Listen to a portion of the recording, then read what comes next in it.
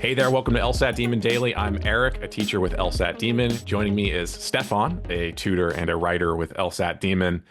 And today we have an email from Anonymous who writes in to ask about burnout and score fluctuations. Stefan, Anonymous says that they've been with the Demon since January 2023, which is when you joined as a student, correct? Yeah, that's right. That's right. Twins here. Cool. So maybe someone who you were in class with who writes in to ask about burnout. Let's see what Anonymous Maybe. asks. Been using the Demon since 2023 on and off when I'm not working. Okay, so we don't know exactly how much that is. Yeah. My question is this. My top practice scores are in the 146 to 150 range. I'm trying to get a score of 155 to 160 range for the schools I'm looking at. But recently I've seen my practice tests dropping lower and lower these last 3 weeks. I understand from hearing Nathan that this is only one data point, not to overanalyze it, but mentally, my morale has been taking a hit. Any tips to help bounce back from this continuous drop in my practice test scores? Thank you so much and love the Demon and all it offers future law students. And that's coming from Anonymous. So, any immediate reactions, Stefan? Yeah. Firstly, I would double down on the advice from Nathan. I know it might be hard to, but really do take it to heart that, these are just data points in a large, large data set. So one, two, three data points are really not indicative of where you are right now in your LSAT journey. There is score fluctuation, there is score variance. So definitely just double down on that. The second thing is I would maybe try some practice that doesn't necessarily lead to a 120 to 180 range score. I'd probably step away from the score scale for a little bit, maybe. I'm not saying forever, but just for a little bit. Try just drilling some questions, really trying to get one question right over and over and over again.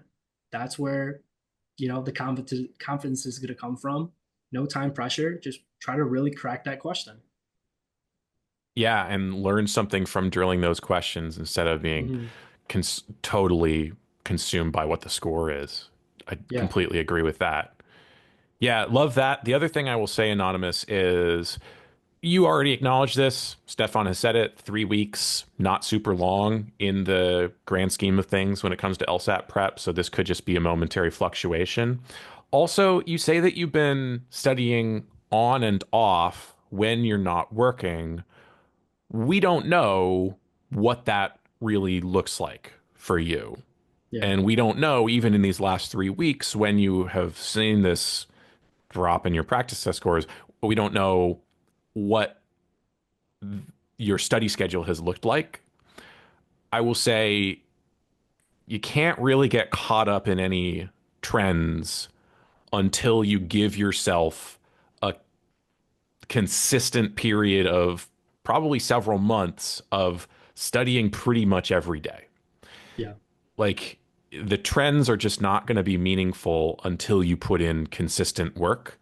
Because otherwise, it's just, you're kind of studying scattershot and you're not really giving yourself the right opportunity to improve and to grow and to learn from your mistakes day in, day out. So don't, yeah, I would say see if you can give yourself the opportunity to really put in that consistent, solid hour a day Yeah. for a period of some months before you jump to any drastic conclusions about what your practice test scores are doing. Yeah. So that would be one thing. And we're not always going to be in that place. Sounds like you're busy with work sometimes. There will be periods of your life where you can't commit to an hour a day of LSAT study. That's okay. I mean, we all go through that. That's normal. Just don't expect that to be a time when you see significant growth in your skills on this test. Yeah, for sure. And maybe one way to kind of deal with that conflict of maybe you don't always have the straight 1 hour a day to carve out one chunk.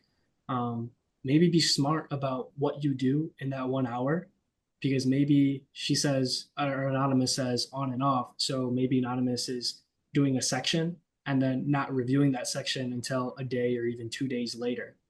And, you know, those questions aren't necessarily fresh in your mind. What you did when you got a question wrong isn't necessarily fresh in your mind. So taking a true, you know, click moment or learning moment from that particular question might be more difficult. And that's what could, you know, be causing this inconsistent score range. Totally. Because a review is really where that growth and the 100%. improvement's going to come from. In your own studies, Stefan, how did you make time for review or how did you prioritize review? Yeah, I would say if I knew that I wasn't gonna be able to review a section that day, I probably wouldn't take a section. I just drill questions, and you know that's equally as valuable. It's not like doing a section is superior to drilling real LSAT questions. They both have value in their own sense.